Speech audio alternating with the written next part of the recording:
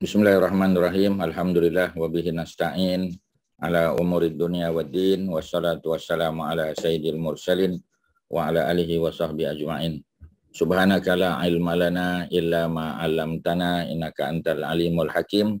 Rabbi shrah li sadri wa yassir li amri wahlul 'uqdatam min lisani yafqahu qawli wa la haula wa la quwwata illa billahil aliyyil azim. Tuan-tuan muslimin muslimat, alhamdulillah, ya, malam ni kita masih diberi kesempatan oleh Allah untuk sama-sama kita menelaah kitab Bulughul Maram, kitab yang menghimpunkan hadis-hadis hukum, ya, panduan kepada kita dalam beribadah. Dan alhamdulillah malam ni kita sampai pada muka surat 189 pada hadis yang ke-380, ya. Masih lagi bab solat-solat sunat, ya, ataupun dalam bahasa Arab kita panggil solat tatawwu'. Tatawwu', ya, waw ain, tatawwu'. Jadi tatawwu' tu maknanya solat yang kita buat secara sukarela, ya. Kita panggil voluntarily punya solat lah, ya. Jadi voluntarily kind of solat ataupun yang optional, ya. Dia tidak wajib, tetapi sebahagiannya dia panggil sebagai sunnah, ya, ataupun sunat muakkadah, sunat yang sangat dituntut, ya, untuk kita melakukannya. Jadi hadis yang kita terakhir, ya, yang kita tengok pada dua bulan lepas, ya, ataupun tahun lepas, ialah hadis yang ke-379. Kita ambil saja, ya. Patutnya hari ini 380, tapi kita ambil saja untuk ambil dia punya mood tu, ya, 379. An Ummi Habibah, ya, hadis daripada Ummu Habibah. Ummu Habibah kita tahu itu bukan nama dia, itu gelaran saja. Mak kepada Habibah. Habibah anak perempuan, sulung dia. Dia tak ada anak lelaki, ya. Jadi dia kekal sebagai ibu kepada Habibah. Nama sebenarnya dia Ramlah, ya. Ramlah binti Abi Sufyan, ya. Abi Sufyan tu salah seorang daripada VIP Mekah, pemimpin Mekah yang asalnya menentang Nabi, ya, menjadi ketua panglima perang dalam peperangan Uhud sebagai contoh, ya. Perang Uhud, perang Khandaq, Abu Sufyan datang untuk lawan Nabi, ya. Tapi akhirnya kita tahu, ya, terbuka hati dia masuk Islam ketika pembukaan kota Mekah. Jadi anak beliau, ya, anak perempuan beliau yakni Ummu Habibah memeluk Islam sebelum daripada bapa dia masuk Islam, ya. Ummu Habibah ni awal-awal, ya, tahun yang kelima kenabian, ya. Tahun kelima, maknanya kita panggil, ya, 16 tahun lepas dia masuk Islam, ya, 16 tahun baru bapa dia masuk Islam. Lama tuan-tuan, jauh tu, ya. Bapa dia sempat kita kata berlawan dengan Nabi, ya, memberikan penentangan, ya, terhadap baginda, menghina Nabi, ya. Tetapi alhamdulillah apabila terbuka hatinya memeluk Islam, ya, maka dia menjadi orang yang mempertahankan Islam, ya. Jadi kita kata jadi supporter, ya, kepada Islam, strong supporter kepada Islam. Jadi Ummul Mukminin, ya, siapa dia? Ummul Mukminin ni gelaran bagi isteri-isteri Nabi, ya. Ummul Mukminin, ibu kepada orang beriman. Sebab apa dikatakan ibu kepada orang beriman? Kerana kita dengan mereka tak boleh kahwin. Maksudnya kita anggap mereka macam mak kita, haram dikahwini. Isteri Nabi haram dikahwini. Sebab itu dari segi sebutan mereka seumpama mak kita, ya. Tapi dari segi aurat tak boleh lah, ya. Dia kena jaga aurat dengan kita. Dan kita kalau bersentuh dengan dia batal wuduk lah, ya. Tetapi kalau dari segi perkahwinan, ya, macam mak kita, kita tak boleh kahwin dengan dia. Sebab tu dipanggil Ummul Mukminin, ya. Ada 11 semua. Ummul Mukminin ada 11 orang. Mula daripada Khadijah, ya, kemudian Saudah, ya, kemudian Aisyah, kemudian kita ada Hafsah, ya, Ummu Salamah, kita ada Zainab, ya, kita ada Ramlah, yang terakhir ialah Maimunah binti Al-Haris. Jadi beliau salah seorang, ya, daripada 11 isteri Nabi, ya, yang dikahwini dan terus kekal bersama Nabi sampai akhir hayat Nabi. Jadi dia kata sami'tu Rasulullah, ya. Sebab yang pertama kerana Nabi solat sunat kebanyakannya di rumah. Jadi oleh kerana itu isteri-isteri Nabi lah yang banyak meriwayatkan hadis-hadis ni. Jadi dia kata aku dengar Rasulullah SAW berkata, ya. Jadi maknanya walaupun dia juga melihat, ya, dia juga mendengar. Kalau Ustaz boleh tanya pada tuan-tuan, ingat tak lagi? Kalau ada hadis, ya, yang cerita tentang perbuatan Nabi. Satu lagi hadis cerita tentang cakap Nabi. Ya, Nabi cakap dengan Nabi buat. Ya, yang mana satu yang lebih utama kita nak follow? Yang Nabi cakap ke yang Nabi buat? Yang mana tuan-tuan? A yang Nabi cakap, B yang Nabi buat. A ke B? B. B yang Nabi buat, ya. Jadi yang Nabi cakap kita tak follow ke yang Nabi cakap? Yang mana satu? Ya. Cuba ingat balik, ya. Yang A Nabi cakap, Nabi suruh, yang B Nabi tak cakap tapi Nabi buat. Yang mana kita follow? Yang Nabi cakap ke yang Nabi buat? Cakap. Yang mana? Yang Nabi cakap, tuan-tuan dan puan-puan. Nabi cakap. Ya. Jadi dari segi apa, kalau hadis tu sahih, hadis tu tidak ada masalah, maka hadis yang kita kena pegang utamanya ialah kalau Nabi cakap, Nabi perintah, Nabi suruh. Ya, kita panggil hadis qauli. Hadis qauli, qaul tu kan perkataan kan. Hadis qauli makna hadis yang Nabi cakap, Nabi suruh. Ya, jadi maknanya kalau Nabi suruh, yang itu keutamaan dia. Nombor 2 baru yang Nabi buat. Ya, Nabi tak cakap tapi Nabi buat, sahabat tengok, maka tu kategori nombor 2. Kategori nombor 3 apa Kak Mai? Yang cakap nombor 1, buat nombor 2, nombor 3 Nabi iktiraf bila sahabat buat. Ya, Nabi iktiraf, ya, dia panggil takrir.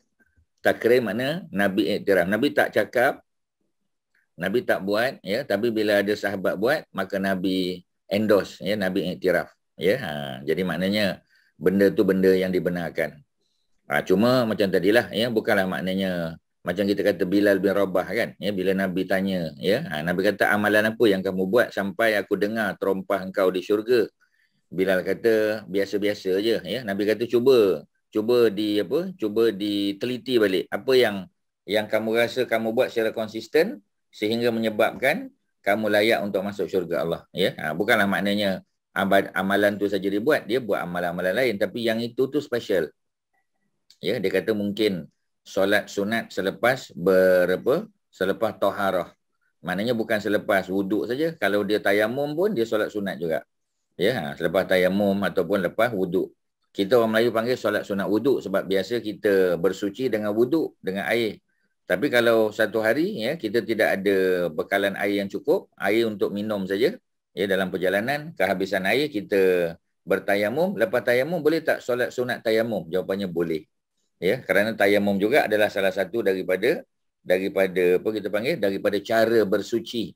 Ya, salah satu daripada kaedah taharah bersuci, ya. Bukan sekadar berwuduk dengan air, malah boleh juga dengan debu pasir, ya, debu tanah, ya, yang kita panggil sebagai tayamum. Okey, ya, itu kalau kita boleh detailkan sikit. Jadi oleh kerana Bilal buat benda tu, kita kata macam tu Bilal buat ibadah, Nabi tak suruh, Bilal buat dan Nabi endorse. Bukan macam tu. Ya, sebenarnya dalam hadis Sahih Bukhari dan hadis Abu Daud dah Nabi dah sebut. Ya, sesiapa yang berwuduk macam wuduk aku ni, Nabi kata. Ya, man tawaddaa, ya, biwudu'i haza. Siapa yang wuduk macam wuduk aku ni, summa yusalli raka'atain, kemudian dia solat 2 rakaat. Mana dalam hadis lain Nabi dah sebut.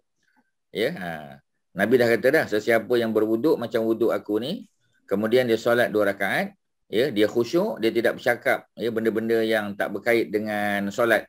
Mana dia khusyuk, dia fokus. Ya, melainkan, ya, Allah akan ampunkan dosanya yang telah lalu. Ya, dalam hadis yang lain disebut tidak ada kita panggil, ya, wajib bagi dia untuk mendapat syurga.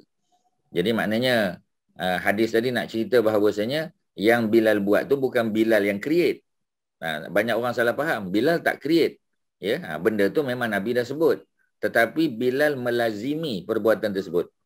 Ya, oleh kerana Bilal tahu benda tu memang sunnah, maka Bilal sentiasa buat. Ya, ambil wuduk pun dia solat sunat wuduk, kalau dia tayamum pun solat sunat tayamum. Ya, jadi oleh kerana tu benda yang dia buat tu Allah redha dan Allah masukkan dia dalam syurga. Ya, sebab tu kalau orang tanya kita, Bilal dijamin syurga? Ya, tapi dia bukan the first 10. Ya, yang the first 10 tu kan Abu Bakar, Umar, Osman, Ali, ya, Abdurrahman bin Auf, Sa'ad bin Abi Waqqas, ya, Az-Zubair bin Al-Awwam, Talha bin Ubaidillah, Abu Ubaidah Al-Jarrah dan juga Sa'id bin Zaid. Mana ada nama Bilal? Tak ada. Ya, tapi Bilal termasuk tak masuk? Kerana dalam cerita Isra' dan Mi'raj, ya, Nabi dengar terompah dia, ya, dan Nabi Nabi sebut dalam hadis yang sebelum ni, Nabi kata sesiapa yang berwuduk seperti mana wuduk aku ni, kata Nabi, kemudian dia solat 2 rakaat, maknanya solat sunat wuduk lah, ya. Kemudian dia tidak fikir benda lain, dia fokus, ya. Maknanya dia khusyuk dalam solat, dia fokus, tak bercakap benda-benda lain, maknanya tak terfikir dalam hatinya benda-benda lain, ya. Illa ghufira lahu ma taqaddama min dzambih, melainkan Allah ampun dosa yang telah lalu. Bila Allah ampun dosa, mana tempat lagi pergi? Syurga lah. Dalam hadis yang lain disebut, ya, illa ya wajabat lahul jannah, melainkan wajib baginya mendapat syurga. Jadi hadis itu hadis yang memberikan confirmation Bilal masuk syurga, ya. Salah satu amalan yang dibuat ialah solat sunat selepas wuduk ataupun tayamum. Ya, tu cerita dia. Boleh tak tuan-tuan faham? Ya, ataupun Ustaz laju sangat ke atau macam mana? Cikgu Nurliza, okey tak? Boleh faham tak cikgu? Faham Ustaz, faham. Boleh, ya. Okey, kalau faham, buat 2 kesimpulan daripada hadis tadi. Hadis Bilal tu.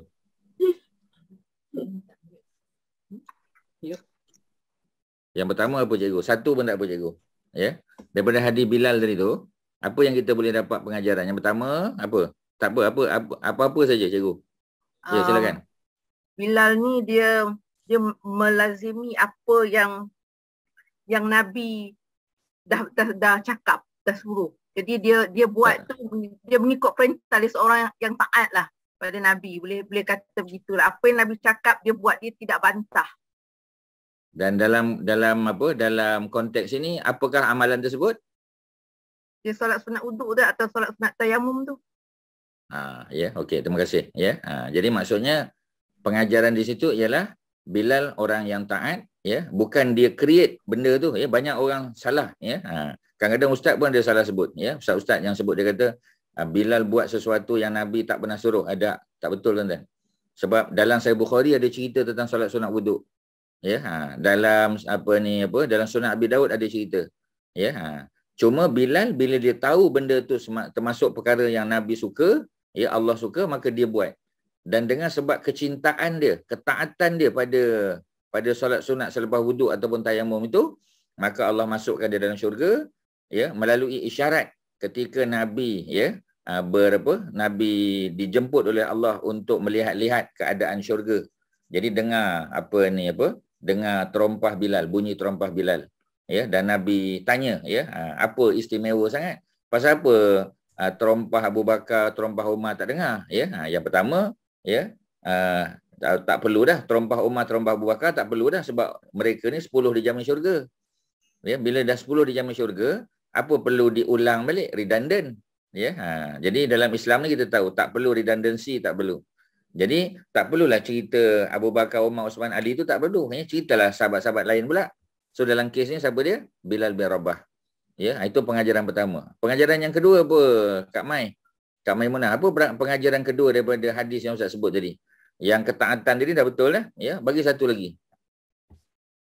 Apa saja, ya, daripada hadis tadi, hadis Bilal tu. Cerita hadis Bilal dan cerita solat sunat wuduk tu. Apa pengajaran yang kedua? Salah tak apa tuan-tuan, try je. Ya, yang penting kita cuba, ya. Apa dia? Mana Kak Mai ni, ya? Sambil menunggu Kak Mai tu. Ya, okey, dia Kak Mai. Saya nak cakap yang tu jugalah tadi. Apa ni?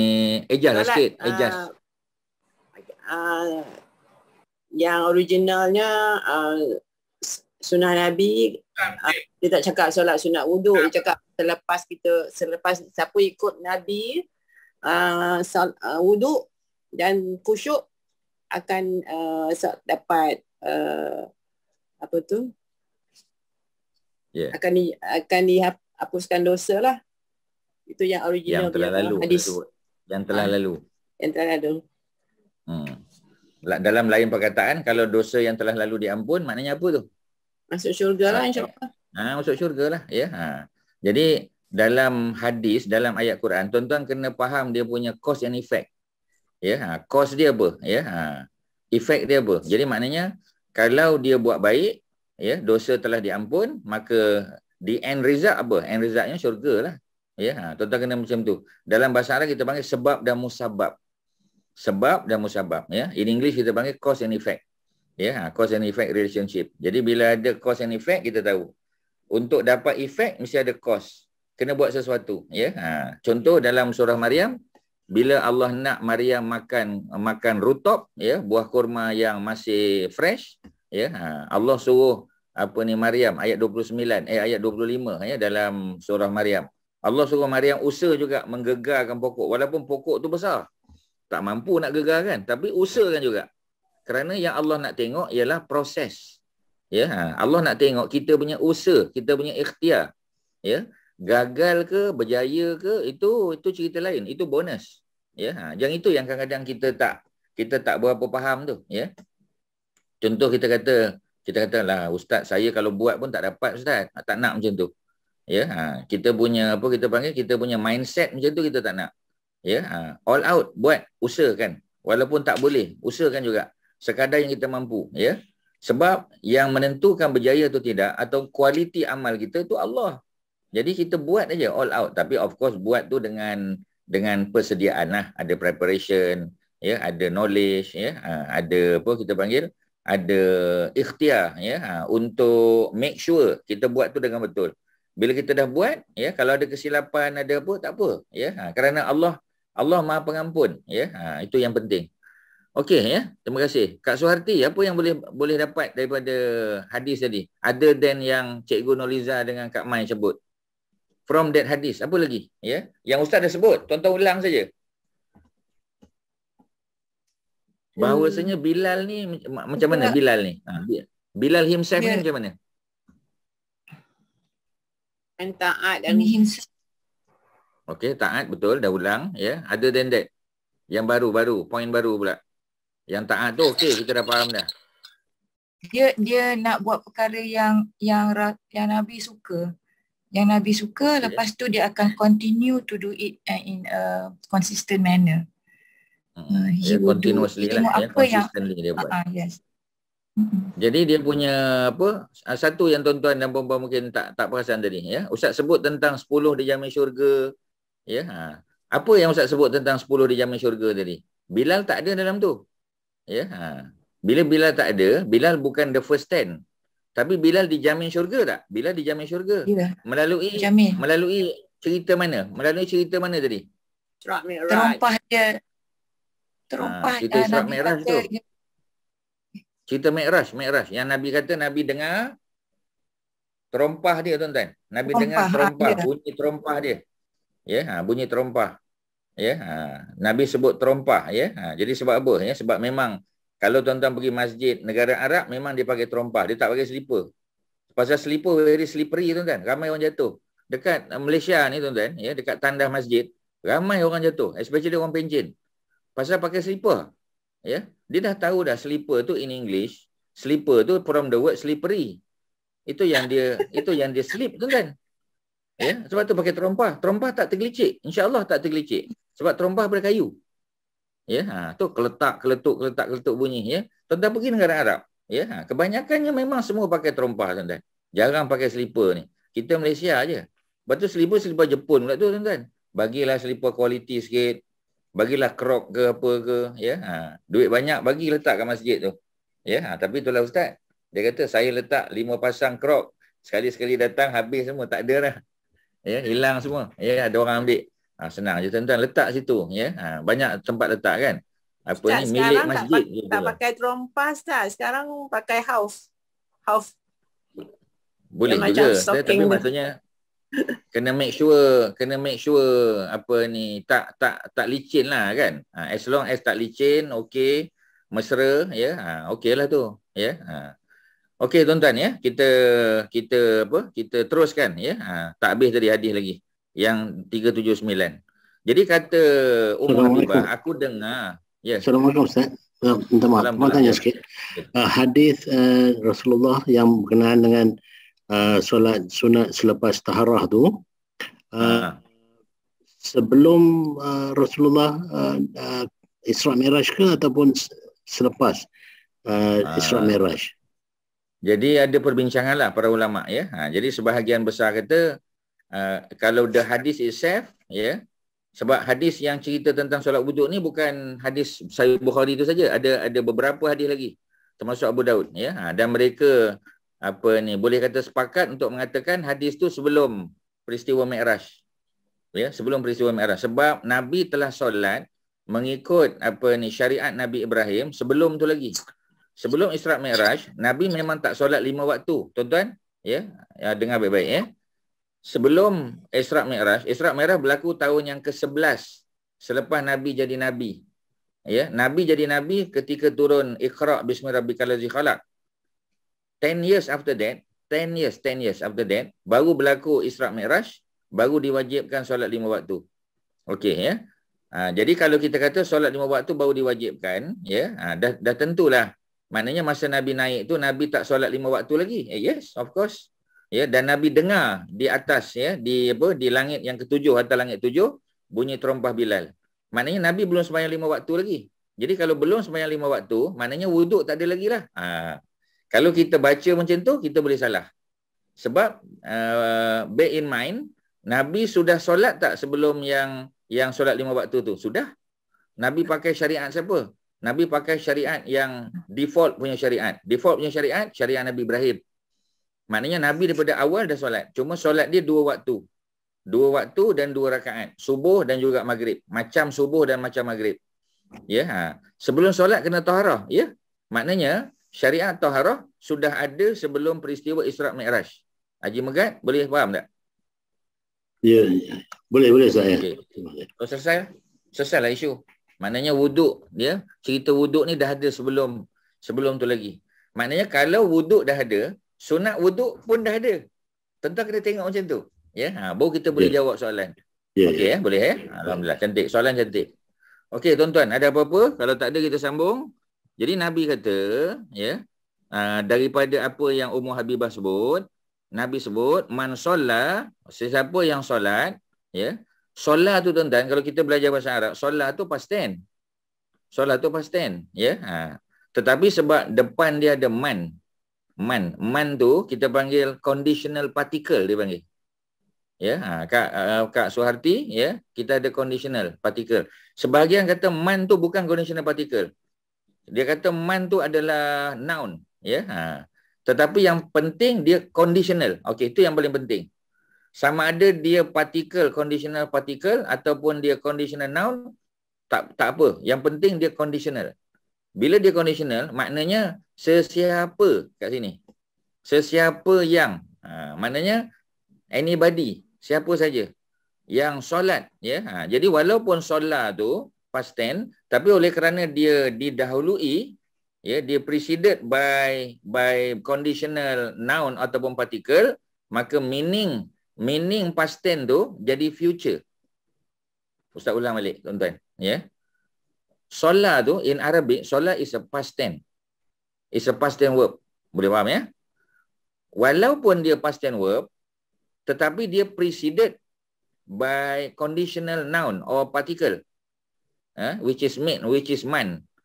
Jadi apabila past tense didahului, preceded, ya, by conditional noun or conditional particle, maka the meaning of the past tense become future tense. Boleh tak faham? Actually, to make it simple is, so kalau ada conditional particle, meaning it loses its or noun, it loses its its timeliness lah. Maknanya is whoever does, whoever did will get. Macam tu kan, Ustaz? Dia kalau betul, ada itu pun nampak macam apa ni kita panggil, ya, macam complicated juga tu, ya. Jadi macam tadilah, ya. Dia tak kira past or present lah maksudnya kan. Siapa yang buat tapi biasanya past tense lah. Dia past tense sebab apa ni, before past tense tu dia mesti conditional noun ataupun particle. Yes. As long as ada conditional noun atau particle, kalau selepas tu past tense verb, dia punya meaning bukan past tense. Meaning dia ialah future, ya. Jadi maknanya sesiapa yang solat, meaning benda tu belum berlaku. Siapa saja, ya. Siapa saja yang nanti in the future dia solat, so mana future tense lah tu, ya. Whoever pray, Benda tu dah berlaku ke belum? Belum. Ya, whoever pray. In the future lah. Jadi berapa banyak dia pray? Isnatai asyrata, 12. Isnatai 2. Asyrata 10. Jadi 2 plus 10 is equivalent to 12. Ya, 12 rakaat. Siapa yang solat 2 rakaat, so 12 rakaat. Fi yaumihi wa lailati. Siang dan malam. Maknanya bukan siang saja. Siang 4. Subuh, zuhur, asar, maghrib tu siang. Malam is isyak. Ya, jadi maknanya dia buat qabliyah atau ba'diyah tu bukan waktu siang saja, termasuklah isyak juga. Ya. Bunyalahu, nescaya Allah akan bina baginya, Allah bina min bihinna. Allah bina tu due to the fact that dia buat 12 rakaat tu. Dia punya perkataan tu bihinna. Bulatkan perkataan tu bihinna. Ya, please circle the word bihinna. Okay, bihinna tu very important, very significant. Why? Sebab bihinna tu menunjukkan dengan sebab 12 rakaat yang dia buat tu. Ya, bukan solat-solat saja yang 12 tu. Kalau dia buat less than 12, dia tak dapat. Tapi kalau dia buat 12 or more than 12, boleh. Boleh tak kita buat more than 12? Boleh, of course boleh. Ya, jadi kalau dia buat bihinna, ya, dengan sebab 12 rakaat tu, Allah bina bagi dia baitun, satu rumah, satu tempat kediaman, fil jannah, di dalam syurga. Ya, dalam syurga tuan-tuan, bukan pinggir, bukan luar kawasan. Ya, jadi mana dalam tu, ya, yang gated and guarded tuan-tuan, ya, by malaikat lah, of course lah. Ya, jadi sebab pintu-pintu syurga ni malaikat yang jaga. Ya, malaikat yang jaga. Jadi oleh kerana itu, ya, kalau betul-betul tuan-tuan nak dapat gated and guarded, ya, in the, apa kita panggil, ya, in paradise, memang 12 rakaat, jangan tinggal minimum. Ya, not mesti 12, more than 12 pun boleh. Ya, okey, selesai. Okey, Ustaz nak sambung yang ujung tu. Rawahu Muslim, riwayat daripada Muslim, wa fi riwayatin, dalam riwayat yang lain. Maknanya hadis-hadis macam ni not one. Ya, dia ada several. Ya, dia ada several hadis. Ya. Jadi in bracket tatawu'an. Yang saya sebut yang awal tadi. Solat sunat ni dipanggil solat sunat tatawwu'. Tatawwu' tatawu'ain. Tatawu'an. Tatawwu' tu adalah voluntarily. Voluntarily or optional. Boleh faham ya? Okey. Sudahlah, selesailah ya. Hadis ni hadis Muslim, hadis sahih, menerangkan ganjaran untuk orang yang rajin melakukan solat sunat rawatib. Tapi rawatib ni rawatib yang muakkad saja. Yang tak muakkad jangan tambah. Ya, yang muakkad saja yang kita dah bincang dah. Kejap lagi kita bincang lebih detail lagi. Ya, okey, selesai. Melakukan solat sunat rawatib sebanyak 12 rakaat sehari minimum. Kena tambah perkataan minimum. Melakukan solat sunat rawatib sebanyak 12 rakaat minimum sehari dan sehari semalam. Kena tambah semalam. Sehari bukan sehari saja, sehari semalam adalah sunnah muakkadah. Sunnah muakkadah mana highly recommended. Ya, highly recommended punya apa, ibadah. Okey, selesai ya. Itu kita dah baca. Kita masuk hadis yang baru, hadis 380 ya. Ini pelajaran kita hari ini. Wali Tirmizi, dan hadis Tirmizi pula. Ya, nahwuhu. Ya, nahu di sini bukan nahu grammar. Nahu di sini maknanya macam tu juga. Ya, maknanya similar to the hadis above.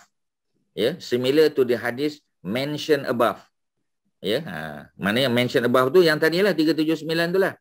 Ya, itu disebut nahwuhu. Ya, Ustaz terjemahkan. Tuan-tuan jangan tengok terjemahan, tengok teks Arab. Ustaz terjemah satu-satu. Ya, Ustaz terjemahkan word by word, phrase by phrase, sentence by sentence. Ya, okey ya. Jadi ditambah di situ apa? Wazada ditambah arba'an, 4 rakaat qabla zuhri. 4 rakaat sebelum zuhur. Ya, 4 rakaat sebelum zuhur, bukan 2, 4 rakaat. Boleh buat 2 plus 2, boleh juga buat 4 plus 2 plus 2 or 4 plus 4 lah. 4 plus apa? 4 plus 1 salam. 4 plus Mana 0. boleh? 4 plus 0. 4 plus 0. Ya, 4 plus 1 dah jadi 5. Jadi solat witir. Ya, terima kasih Haji. Jadi apa ni 4 plus 0 ya. Mana afdal 4 plus 0. Pasal Nabi biasa buat yang 4 rakaat 1 salam without tahiyat awal. Without tahiyat awal ya. I repeat, without tahiyat awal. Maknanya hanya ada tahiyat akhir. Because if you do tahiyat awal, ya, the 4 rakaat sunat macam 4 rakaat wajib pula. Jadi mana boleh? Dia dah resemble 4 rakaat wajib. 4 rakaat wajib ada tahiyat awal dan tahiyat akhir. Tapi kalau 4 rakaat sunat, ya, rawatib, mengiringi solat sunat, ya, sebelum mengiringi solat wajib sebelum atau selepas, nak buat 4 dia tak payah ada tahiyat awal. Itu kita dah ulang banyak kali, Ustaz harap tuan-tuan faham. Okey, wa raka'atain ba'daha. Di sini disebut 4 rakaat sebelum Zuhur, 2 rakaat selepas, 2 rakaat selepas.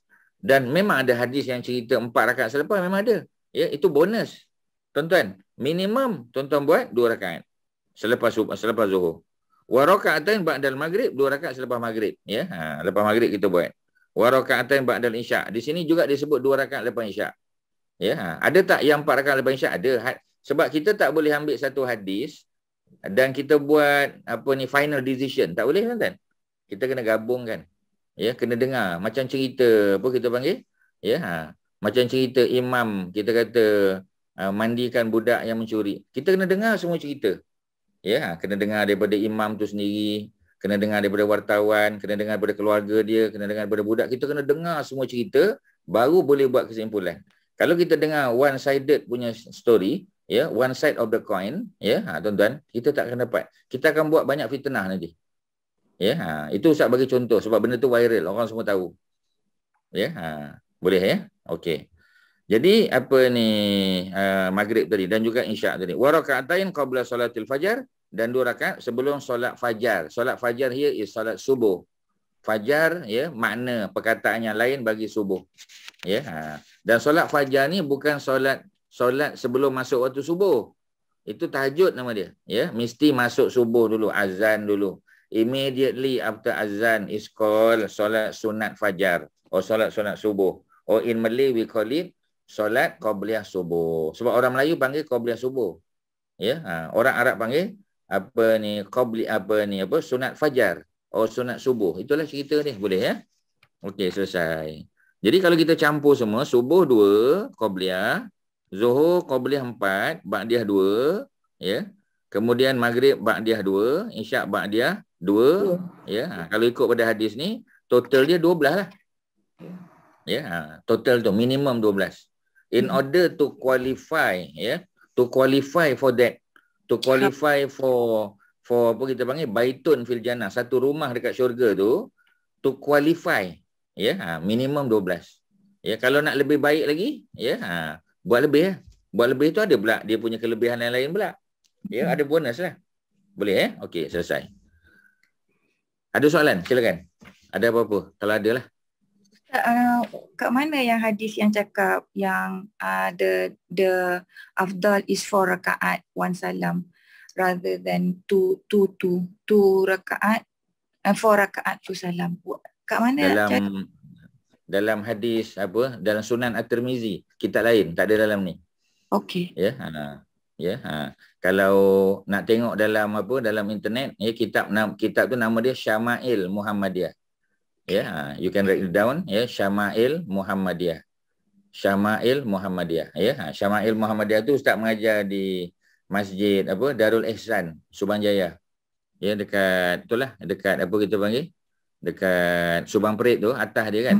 Ya. Ya, in front of Subang Perit tu ada, atas bukit tu ada masjid. So Ustaz ada kuliah kat situ, Syama'il Muhammadiyah. Monday first week, ya. Jadi ada apa? Ada mengajar kitab tu. Online ni adalah, cuma sebahagian kelas-kelas tu kadang dia family punya kelas. Dia private lah, ya. Jadi sebab tu Ustaz tak boleh share lah sebab dia apa kita panggil eksklusif. Ya. So itulah macam itulah. Okey, jadi Ustaz, ya, silakan. Soalan sikit. Kalau apa ni qabliyah Zuhur kita dianjurkan 4 rakaat. What about solat Jumaat, Ustaz? Qabliyah Jumaat 2 ataupun kena elok 4 juga? Jadi masalah dia kalau Ustaz memang Ustaz prefer 4. Ya, cuma kadang-kadang macam tadilah sebab dia punya timing tu, dia punya apa tu, ya, kejap sangat. Kalau buat 4 tu, ya, macam kelang kabut. Ya, sebab apa kita panggil, Bilal dia nak panggil khatib naik. Jadi kalaulah dia boleh menimbulkan isu, maknanya Sampai kita kelang kabut tak khusyuk, 2 je lah. Ya, 2 saja. Hari Jumaat tu. Sebab tak ada pilihan. Ya, tapi macam tadilah ya, kalau orang faham, dia akan buat 4 lah. Macam tu lah. Ya, itu isu dia. Jadi kalau boleh 4, kalau Ustaz personally, kalau boleh 4, Ustaz akan buat 4. Tapi kalau kita tengok, tapi niat saja 4. Haji Mak Syah boleh niat 4. Kalau kita nak masuk rakaat ketiga tu rasa macam dia dah panggil khatib naik, so buat 2 saja. Niat 4. Ya, tapi you finish at 2, boleh. Ya, you can finish at 2. Ya, tapi the first intention 4 rakaat, you can finish at 2. Yang tak boleh is your intention is 2 rakaat, you finish at 4. Tak boleh lah. Mana boleh, ya. Jadi sebab tu purposely niat dia 4. Kalau boleh 2, kalau boleh sambung lagi. Ba'diyah Jumaat. Ba'diyah memang 4. Ba'diyah 4. Oh, 4 ni. Ba'diyah Jumaat. Dan Haji Mak Syah boleh buat 2 rakaat di masjid, 2 rakaat di rumah. Nabi pun pernah buat 2 rakaat di rumah. Ya, tapi kalau kita nak buat di masjid 4-4 pun boleh juga. Tapi kalau kita nak buat masjid 2, rumah 2, kita kena buat 2-2 lah. Macam mana nak buat 4 pula kan? Ya. Kalau di rumah sahaja boleh buat 4 terus. Kalau di masjid saja boleh buat 4. Tapi kalau nak bahagi 2 di masjid, 2 di rumah pun boleh, tak salah. Semua versi tu boleh. Okey, terima kasih Ustaz. Ya, sama. Ada lain silakan. Ada apa? Ya.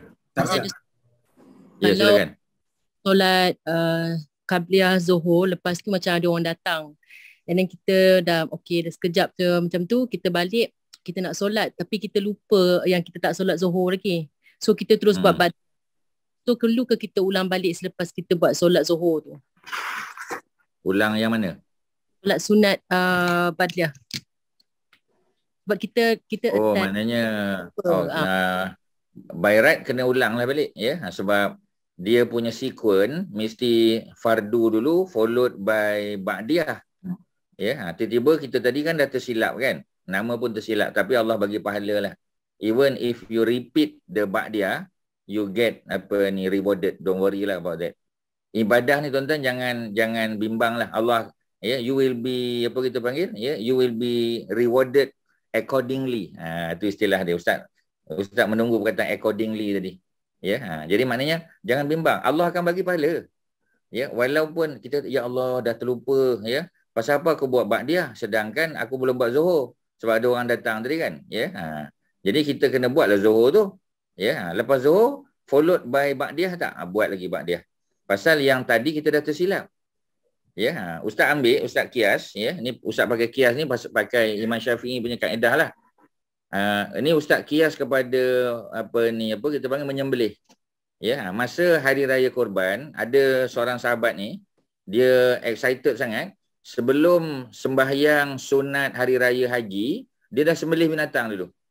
Ya, sebelum sembahyang sunat hari raya haji ya, dia dah sembelih binatang siap-siap. Lepas subuh tu matahari dah naik sikit ya, maknanya dah isyraq dia terus sembelih. Sedangkan belum solat solat sunat hari raya. Ya, jadi dalam perjalanan Nabi tengok pasal apa dah sembelih? Ya, itu dalam kitab Bulughul Maram kita ada. Kita dah pernah baca dah dulu. Masa bab korban kita dah pernah baca ya. Jadi akhirnya Nabi pun bagi tahu. Nabi kata sesiapa yang telah menyembelih sebelum sembahyang hari raya tadi ya, sembelihan tu sah, dia dapat pahala tapi tak boleh kira sebagai korban lagi. Sebab timing dia salah. The timing is not wrong. It is not right. Ya. Jadi lepas pada sembahyang dia kena korban lagi. Kalau dia ada kemampuan dia kena korban lagi. So balik macam Dazlia cakap tadi lah ya. Jadi dia dah tersilap. Ya, dia dah buat ba'diyah dulu sedangkan mana boleh buat ba'diyah lagi. Zuhur pun tak buat lagi. Jadi dia buat balik zuhur dan followed by the ba'diyah ya. 2 ataupun 4 rakaat. Okey, boleh ya. Lain silakan. Ya, Datuk Osman tadi. Ya Ustaz nak tanya. Ya. Ya. Qabliyah Jumaat di Jumaat. Ya, di Mekah, mazhab lain dia tak sembahyang qabliyah. Kita sini Syafi'i ke ataupun ada hadis boleh sembahyang qabliyah Jumaat? Dia tak ada hadis, dia pakai kias juga sebab hukum Islam dia ada, kalau dalam mazhab Syafi'i hukum Islam ni ada 4. Yang pertama Quran. Kalau Quran tak dicerita hadis, Kalau hadis tak ada cerita, kita ada ijma', konsensus. Kalau tak ada juga, kita pakai kias. Imam Syafi'i pakai kias. Kias tu ialah one of the certified tools untuk buat hukum. Bukan kita yang buat, ni ulama-ulama lah buat, ya, especially dalam mazhab Syafi'i. Jadi oleh kerana zuhur tu ya wajib bagi orang lelaki dan semua orang Islam, hari Jumaat orang lelaki tak sembahyang zuhur. Jadi orang lelaki sembahyang Jumaat. Jadi maknanya Jumaat itu adalah replacement kepada sembahyang zuhur, betul? Yep. Jadi since zuhur ada qabliyah, maka Jumaat juga ada qabliyah. Itu dipanggil kias, dipanggil QIYAS, kias. Ya, kias tu adalah salah satu daripada method yang boleh digunakan pakai untuk mengambil hukum. Ya, Ustaz boleh luaskanlah. Contoh kias ni banyak berlambat-lambat. Orang buat thesis master PhD pun ada kias ni. Ustaz bagi simple punya contoh, ya. Simpelnya ialah zaman Nabi tak pernah buat sembahyang gerhana bulan. Nabi tak pernah buat. Nabi hanya buat gerhana matahari saja. Ya, pasal apa Nabi tak buat gerhana bulan? Kerana gerhana bulan tak pernah berlaku zaman Nabi. Maknanya sejak Nabi dapat wahyu umur 40 sampai Nabi wafat umur 63, within that 23 years tak pernah berlaku gerhana bulan. The only gerhana that happened during the era of Nabi was gerhana matahari. Sebab itu Nabi hanya buat gerhana matahari. Ya, boleh faham kan? Ya. Jadi mengapa Nabi tak buat gerhana bulan? Sebab gerhana-gerhana ni dia bila berlaku gerhana baru boleh buat. Kalau tak ada gerhana, mana boleh saja-saja. Kita kata, ingat weekend ni nak buatlah gerhana bulan. Tak boleh kan? Tak gerhana macam mana nak buat? Dia solat bersebab. Ya, dia mesti ada sebab. Ya, Jadi balik pada cerita tadi. Ya, oleh kerana gerhana matahari saja Nabi buat, gerhana bulan tak buat, adakah bila berlaku gerhana bulan zaman kita tak boleh buat? Jawapannya kena buat. Tapi Nabi tak pernah buat. Dia bukan macam tu. Kalau Nabi pernah buat, itu adalah dalam hadis. Ya, tetapi macam tadilah, ya, kerana tak berlaku benda tu dalam zaman Nabi, dia berlaku zaman kita. Ya, jadi bila berlaku zaman kita, kita buat juga gerhana bulan kerana gerhana bulan tu kias kepada gerhana matahari. Because gerhana can divided into two. The first one is called gerhana matahari, the second one is called gerhana bulan. Both are gerhana. Ya, jadi kena buat tu. Walaupun Nabi tak pernah buat, tetapi kita buat. Sebab apa? Sebab gerhana tak berlaku, gerhana bulan tak berlaku zaman Nabi. That is kias. Boleh ke? Ya. Okey. Ya, silakan. Orang lain ada soalan. Ustaz, apa beza tentang solat sunat rawatib dengan solat nafilah? Okey. Solat nafilah umum. Sama ada solat tahajud is nafilah. Solat rawatib is nafilah. Solat duha is nafilah. All the sunat-sunat, ya, semua fall under the category of nafilah. Ya, nafilah is a mufrad, is a singular word. Kalau dia jamak, kalau plural kita panggil nawafil. So nafilah or nawafil sama. Nafilah is singular, nawafil is plural. Dan nafilah ni umum. Tatawuk tadi kan Ustaz? Macam mana? Sama dengan tatawuk tadi kan? Nafilah. Tatawuk sama. Tatawuk dengan nafilah sama. Yang tadi kita jumpa in bracket tatawuk tu sama dengan nafilah. Semua jenis solat sunat, rawatib ke, duha ke, tahajud ke, solat-solat semua tu adalah tatawuk atau nafilah. Rawatib hanya qabliyah dan ba'diyah yang mengiringi. Yang mengiringi. Itu sajalah Haji Hasan. Okey, ada apa? Silakan. Sama. Ada apa? Silakan. Tadi nampak macam Dato' Osman ke siapa tadi? Ya. Ustaz dah keluar tu. Ya. Dan Ustaz, saya nak tanya Ustaz, surat Qibliyah ni, kalau kita tadi Ustaz kata 4 rakaat 1 salam. Tapi kadang-kadang kita buat 2, kita baca tahiyat pertama. Shall we stop and do it again ataupun kita carry on? Tak payah, bagi salam je. Bagi salam. Because Datuk dah apa kita panggil? Tersilap kan? Tersilap buat tahiyat awal. So dah baca tahiyat awal tu dah let's say lah, ya, kata dah panjang dah, asyhadu alla ilaha illallah asyhadu anna muhammadar rasulullah, dah bagi tasyahud dah. Ya. Dah bagi syahadah dah, ya. Sambung aja dan terus bagi salam. Meaning you do it 2 rakaat. Okey. Lepas tu bangun balik, bangun balik buatlah apa kita panggil takbiratul ihram untuk the third and the fourth lah. Ya, okey. Sambung je lah, sambung, ya. Tapi dengan takbiratul ihram yang baru lah. Ya. Maknanya yang Datuk buat tadi, Datuk dah niat 4. Ya, betul. Macam Ustaz sebut tadi, your intention was 4. Ya. Tapi Datuk tersilap buat mistakenly terbuat tahiyat awal pada rakaat kedua. Dia tahiyat awal tak boleh rakaat lain, mesti rakaat kedua. Ya, nama pun tahiyat awal. Betul. Ya. Jadi bila dah terbuat tahiyat awal, dalam kepala batu, ya Allah, aku nak bangun terbuat tahiyat awal. Sedangkan sembahyang sunat 4 rakaat dia tak ada tahiyat awal. Ya. Jadi Datuk habiskan saja the whole tahiyat. Until fil alamin innaka hamidum majid and make salam. Ya. Jadi bila salam habislah, ya, 2 rakaat, the first 2 rakaat tu habislah. Jadi Datuk kan nak sambung 2 rakaat lagi, buat takbiratul yang baru lah, tambahlah 2 rakaat lagi. Jadi 4 juga. Macam itulah cerita dia. Boleh Boleh. Thank you. Okey. Ustaz, mana yang lebih baik? 2 atau 4? Yang mana? Rawatib. Ya betul. Rawatib ada 3 yang 4 tu. Qabliyah, Ba'diyah, Ba'diyah yang mana? Kita buat Qabliyah Zuhur. Buat 4 ke 2 yang mana lebih afdal? Qabliyah memang 4 afdal. Qabliyah Zuhur memang 4. Oh, okey. Selama ni saya baca 2 bukan. Okey. Pasal kalau baca Bulughul Maram memang 2 lah. Tapi kalau baca Syama'il tadi yang Sister Suharti tanya Ustaz tadi. Dia kata, Ustaz, where can I find the hadith in this book or in other books? Ya, itu Ustaz paraphrase dia cakap lah. Ya. Jadi Ustaz kata ada. Yang dia tanya pasal Qabliyah Zuhur tadi ada dalam kitab Syama'il tu. Dalam Syama'il memang Nabi buat 4. Sebab itulah kita kata 4 tu afdal sebab Nabi buat. Ya. Dan bila sahabat tanya, Nabi kata tak bagi salam. Itu yang Qabliyah Zuhur. Tapi Ba'diyah Zuhur dua-dua boleh. Ya, 2 boleh. Yang tak ada orang kata afdal yang mana satu sebab Nabi tak sebut. Yang Nabi sebut afdal tu yang 4 tu Qabliyah Zuhur. Qabliyah Zuhur. Dan Ba'diyah Isyak. Satu lagi, Ba'diyah Isyak. Juga 4 tu afdal pasal ada hadis dia. Walaupun hadis tu tak sahih, hadis tu hasan. Ya, sebab benda ni teknikal tuan-tuan.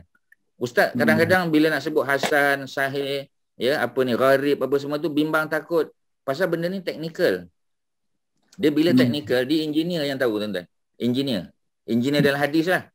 Ya, macam tuan-tuan cerita pasal ni vaksin apa semua sebagainya. Kalau kita bukan bidang kita boleh dengar je lah. Ya, tapi sebab tu kalau tuan-tuan ada yang tak faham, tuan-tuan tanya, Ustaz cuba terangkan dalam bahasa layman lah. Ya, Ustaz akan cuba, ya, tu cerita ni. Jadi ya, silakan Haji. Okey boleh Haji Papa okey. Okey. Haji Papa Ustaz tak tahu nama. Tak tengok Papa Zizi.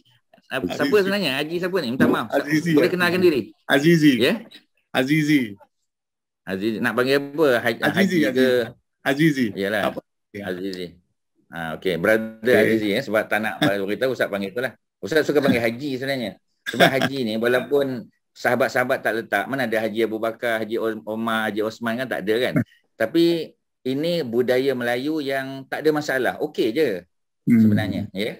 Sebenarnya okey. Bagi Ustaz itu adalah cara yang sangat sopan. Ya. Orang Melayu kita raih macam tu. Itu cara kita ya. Itu je lah cerita dia. Boleh ya? Okey. Masih tak? Sama-sama. Ustaz. Orang lain ada apa? Ya. Ustaz, dalam kes yang terlupa kita nak buat 4 rakaat tapi kita tahiyat awal dulu. Dah bagi salam, kemudian kita sambung lagi 2. Kemudian kita baca tahiyat juga dan bagi salam lagi kan. Dalam kes yang itu sebelum bagi salam tu kena sujud sahwi tak? Kalau Ustaz tak ada masalah.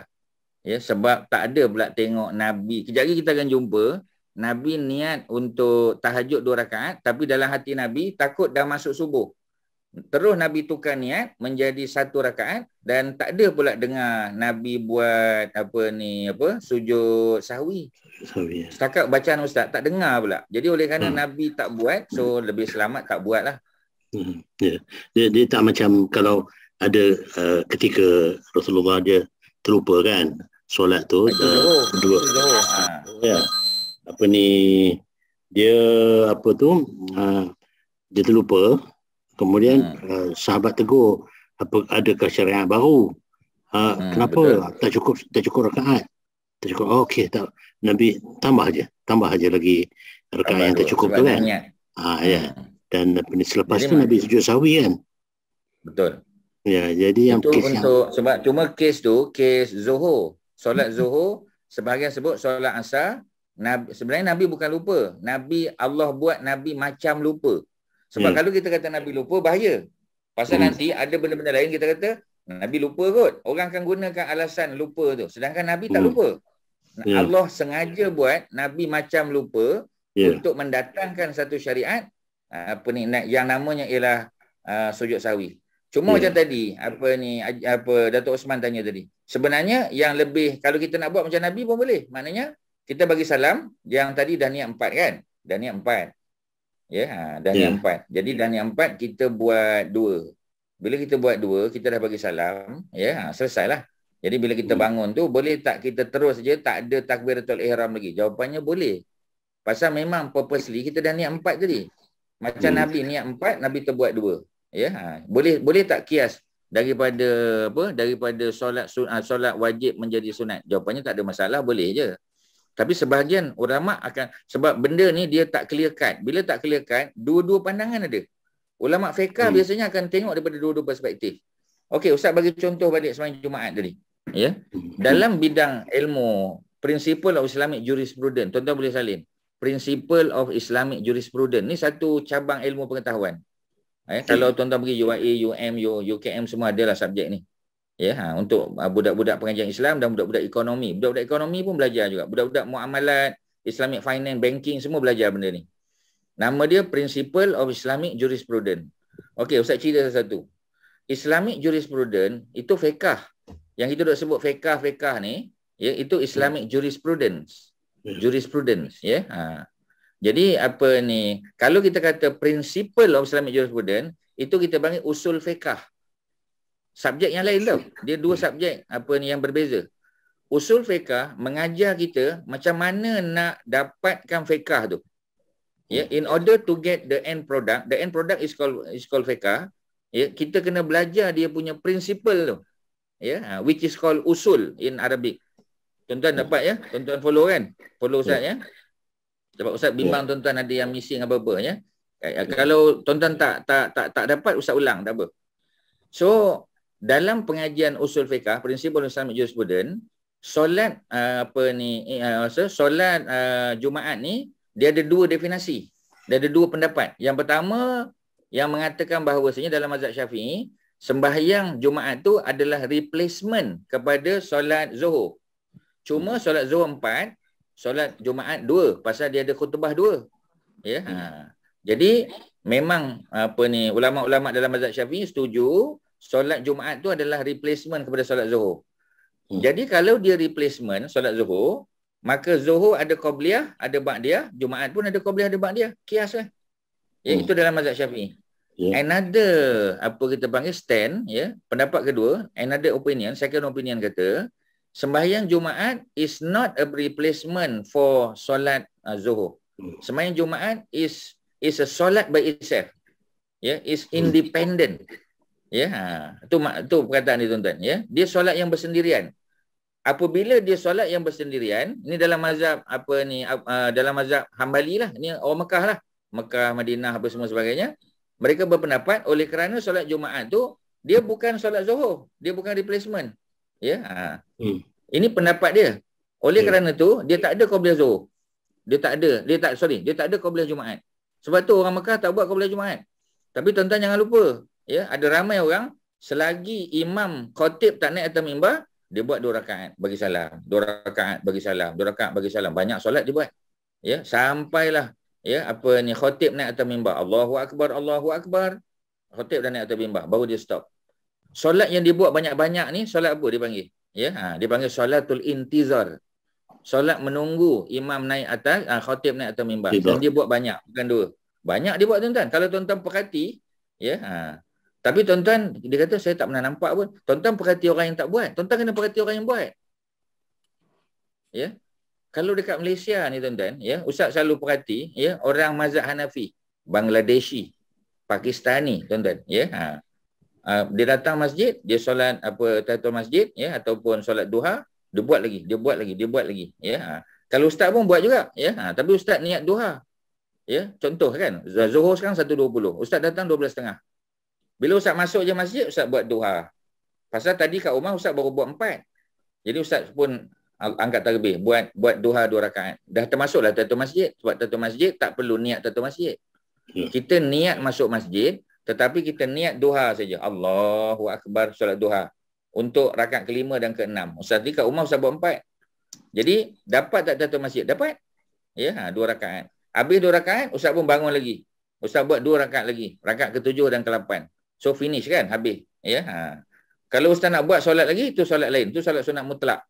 Solat sunat intizar. Ustaz solat lagi, solat. Tapi kalau ustaz buat macam tu, orang pandang semacam lah kat ustaz. Tapi sebab dia kenal ni ustaz, ini Dr. Anzaruddin, dia tak tegur lah tuan-tuan. Dia buat pejam-pejam mata je lah. Ya. Tapi kalau dia tak kenal, memang ustaz kena panggil lah. AJK Masjid akan panggil ustaz lepas tu. Ya, mula dia panggil sebab dia nak tanya ustaz. Bila ustaz terangkan pada dia dengan baik, dia faham dan dia akan jemput ustaz sebagai penceramah tetap kat situ lah. Betul? Ya, pasal benda ni berlaku kat ustaz, betul. Sebab dia kata, we didn't know ustaz, dia kata. Ya, tak apalah, ustaz kata ilmu ni kan macam-macam. Ada kitab Bulughul Maram, ada Syama'il Muhammadiyah, ya, ada Riyadhus Shalihin, berlambat-lambat kitab. Tuan-tuan nak belajar yang mana satu? Kita bagi satu-satu. Ya, dia kata okey, sama kita tak tahu ustaz. Okey, tak apalah. Okey saja. Tapi maknanya nak bagi tahu, orang Pakistan India, siapa nak tegur? Pasal orang dah tahu, Pakistan India bukan mazhab Syafi'i. Orang dah tahu dah, dia memang Hanafi. So sebab tu orang buat tak tahu je. Kita dalam hati kata, apa punya sembahyang orang Pakistan ni? Sembahyang bangun 2 rakaat, sembahyang apa pun kita tak tahu. Itulah solat sunat intizar dia panggil tuan-tuan. Dalam mazhab fiqh Syafi'i tak belajar benda tu. Sebab itu Hanafi. Ya, itu dalam sebab kat Malaysia mana ada kita belajar komparatif fiqh? Tak ada tuan-tuan. Komparatif mazhab kita tak belajar. Unless yang duduk di universiti lah belajar. Ya, kalau dia belajar syariah tu baru belajar. Kalau tidak tak belajar. Ya. Sedangkan benda tu kena belajar sebab ada banyak, ya, dalam muamalat lagi berlambat-lambat tuan-tuan. Ya, lagi macam-macam. Rajihi Bank kata macam ni. Ya, Asian Development Bank kata macam ni. Bank muamalat kita kata lain. Ya, bank Islam pula ada pendapat sendiri, bank rakyat. Sebab apa benda-benda tu? Pasal kita pakai mazhab yang berbeza-beza. Bukan pakai Syafi'i dah. Kalau pakai Syafi'i, banyaklah benda yang very rigid tuan-tuan. Ya. Syafi'i memang hebat, tapi dalam bidang-bidang dia. Muamalat Syafi'i kurang. Pasal Syafi'i bukan peniaga. Imam Abu Hanifah peniaga. Ya, Imam Abu Hanifah tu banyak. Sebab tu di Malaysia kita banyak pakai Imam Abu Hanifah. Dan banyak pakai Hambali. Rajihi Bank Hambali tuan-tuan. Ya, satu lagi Ustaz nak sebut, deposit. Ya, banyak orang dah sebut deposit. Dia kata pasal apa saya bayar deposit pada Emirates, pada Qatar Airline, ya, pada apa kita panggil, ya, pada mana-manalah airline yang dekat Timur Tengah. Dia kata saya bayar deposit tak dapat balik. Saya cancel flight apa semua sebab ni saya tak dapat balik apa ni deposit. Hambali deposit memang tak bagi balik tuan-tuan. Tuan-tuan kalau bayar deposit, ya, dan deposit tu kita macam apa ni ustaz nak pergi Iraq ni sebagai contoh kan. Kita naik Emirates. Emirates tu pakai mazhab Hambali. Jadi kalau deposit tu, ya, dia tak balik kan, tuan-tuan tak boleh marah. Tuan-tuan tak boleh claim kat mana-mana mahkamah. Sebab dia memang pakai Hambali. Hambali deposit tak bagi balik. Itulah pandangan Sayyidina Umar. Dia kata pasal apa MAS apa ni boleh bagi balik ataupun tunda. Macam tadilah tuan-tuan. Pasal dia tak pakai Hambali. Jadi kalau kita tak tahu benda ni, memang bergaduh lah tuan-tuan. Kita kata apa punya Pak Arab. Duit aku deposit pun ditelannya. Kita yang tak tahu. Pasal dia pakai Hambali tuan-tuan. Ya, itulah cerita dia. Jadi kalau tuan-tuan macam-macam umrah kan, tuan-tuan dah bayar dah, ya, untuk apa deposit hotel apa semua on Saudi. Saudi Hambali memang lebur lah tuan-tuan. Dan dia tak salah. Ya, dia tak salah tuan-tuan sebab kita lah salah sebab kita tak tahu. Ya, kita tak baca kontrak tu. Ya, memang kenalah kita. Itulah selalu yang orang marah, orang Malaysia marah tuan-tuan. Dia kata Arab ni tak ada benda lain, memang nak mengejarkan duit orang. Okeylah, memanglah ada Arab yang macam tu. Orang Melayu yang mengejarkan duit orang beramai tuan-tuan. Tapi belajarlah fiqh sikit, ya. So itulah cerita dia. Tuan-tuan boleh Google je benda ni tuan-tuan, ada banyak, ya. Jadi itu saya nak sebut. Kalau kita tak tahu memang kita akan rasa lain macam sikit, ya. Itulah cerita dia. So balik pada kisah tadi, Ustaz nak bagi tahu, memang dalam fiqh, sebab hadis-hadis yang kita baca ni, dia hadis-hadis fiqh. Dia hadis-hadis Islamic jurisprudence. Bila dia fiqh je tuan-tuan, dia ada first opinion, second opinion minimum. Kadang ada third opinion. Jadi jangan pelik lah. Ya, lebih-lebih lagi, kitab Bulughul Maram, dia bukan masukkan semua hadis. Dia ambil yang penting-penting saja. Sebab hadis pun tak banyak tuan-tuan. Ya. Kalau tuan-tuan tengok sampai habis kan, ya. Hadis lebih kurang ada 1,600 je. Tuan-tuan jangan pelik. 1,600 tu banyak. Pasal hadis yang kat luar tu tuan-tuan, ada beratus ribu. Imam Bukhari ketika mengumpulkan kitab Sahih Muslim, Sahih Bukhari itu ada lebih kurang 8,000 hadis. Dia kata, masa aku kumpulkan 8,000 hadis ni, aku pilih daripada 600,000. Maknanya berlambak lagi yang sahih kat luar tu. Tapi dia pilih yang the best 8,000 tu.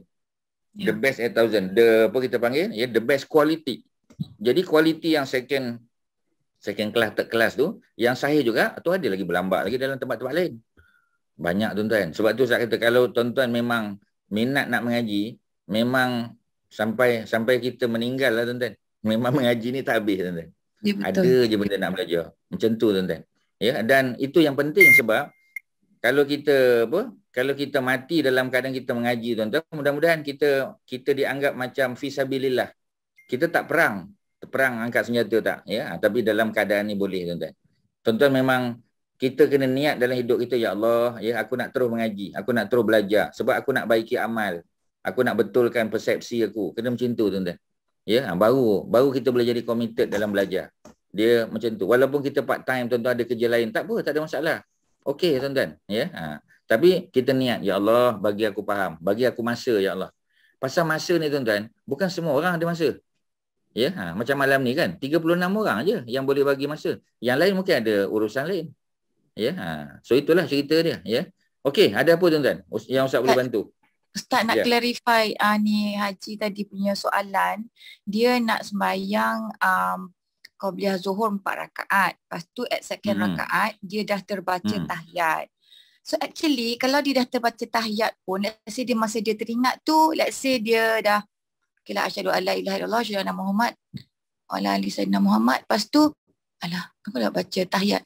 Kalau dia terus bangun aja and continue third and fourth, is batal, is it Ustaz? Dia tak batal, tapi macam tadilah kan. Sebab kita ada tempat untuk exit. Yang contoh kan, macam orang, contohlah, dia sembahyang 4 rakaat. Tapi rakaat terakhir, dia ingatkan dia baru 3 tau. Dia terbangun, dia bangun atas. Bila dia bangun tu dah 5th rakaat lah tu. Rakaat kelima. Oleh kerana rakaat kelima, mana ada rakaat kelima. Bila dia perasan, ya katalah dia baru baca Fatihah sikit, dia kena duduk balik.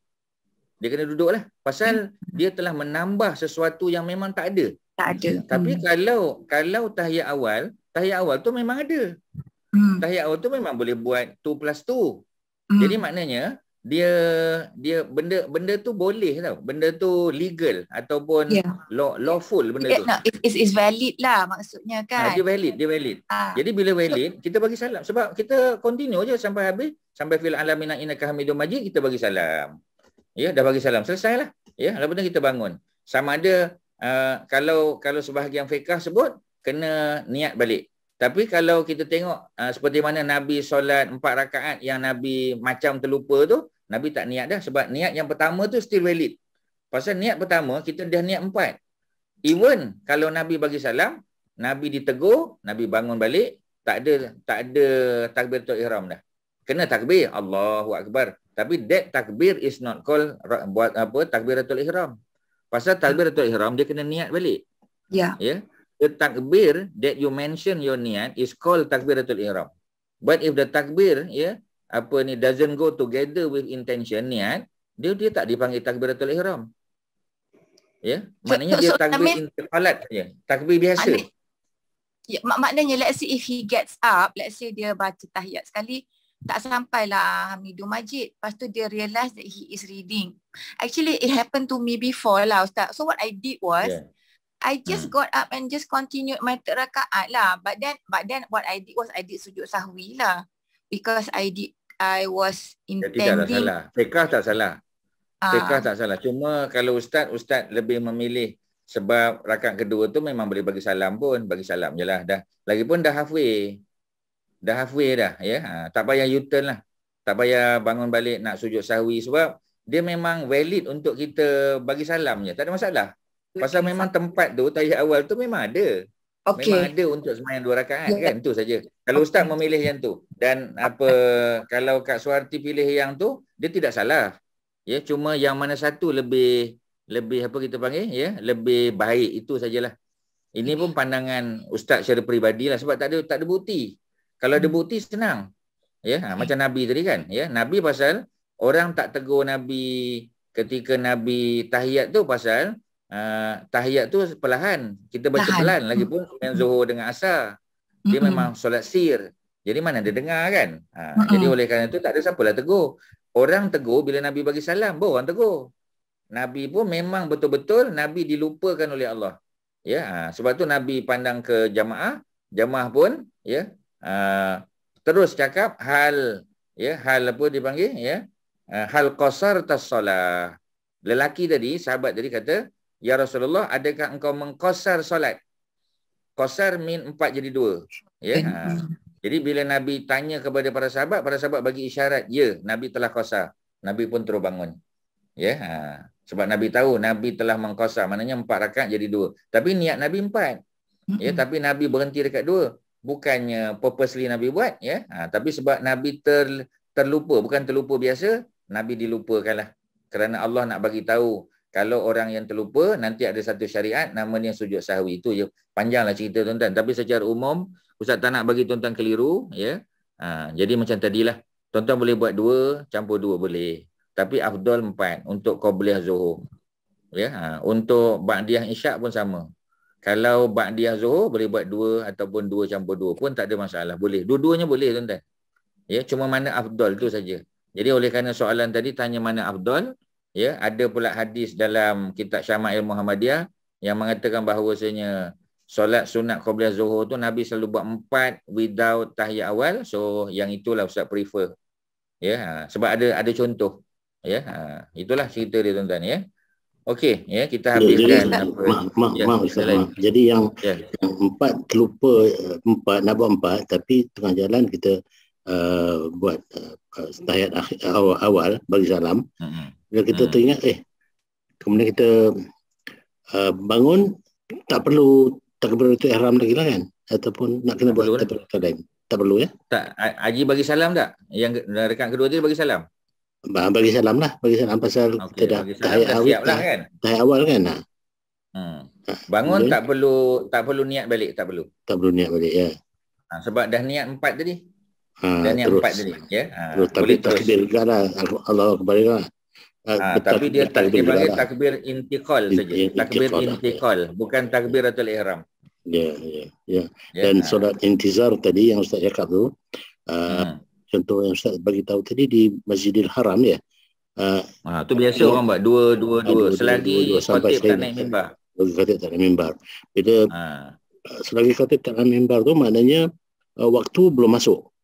Belum masuk zuhur? Memang belum masuk zuhur. Belum masuk ya. Walaupun dah azan pertama. Haji, ya. Azan pertama di Mekah tak masuk waktu. Ya. Dia memang reminder saja. Dia belum masuk waktu.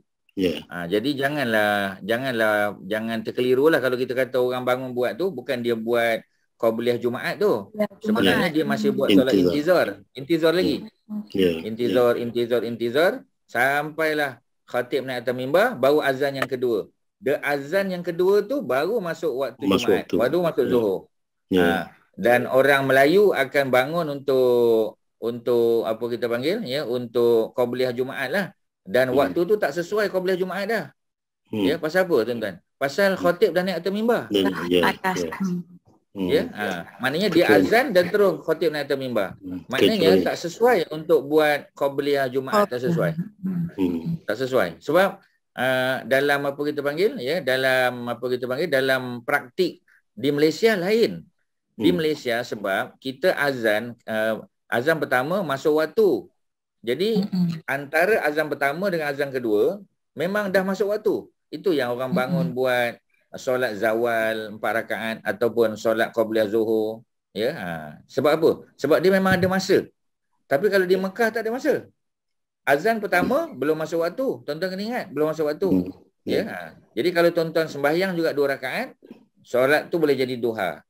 Ya, solat tu boleh jadi solat sunat mutlak. Solat tu boleh jadi solat sunat intizar. Macam-macam benda boleh jadi. Sebab dia bukan qabliyah Jumaat, bukan. Pasal Jumaat tak masuk lagi. Ya, yang itu yang kadang-kadang belum Zuhur belum masuk lagi. Ya. Waktu Jumaat tu waktu Zuhur belum masuk. Yang itu yang Ustaz rasa ramai orang tak tahu. Ustaz yakin tuan, ramai orang tak tahu, ya. Pasal diingatkan masa azan pertama Zuhur dah masuk, Jumaat dah masuk. Sebenarnya tak. Ya.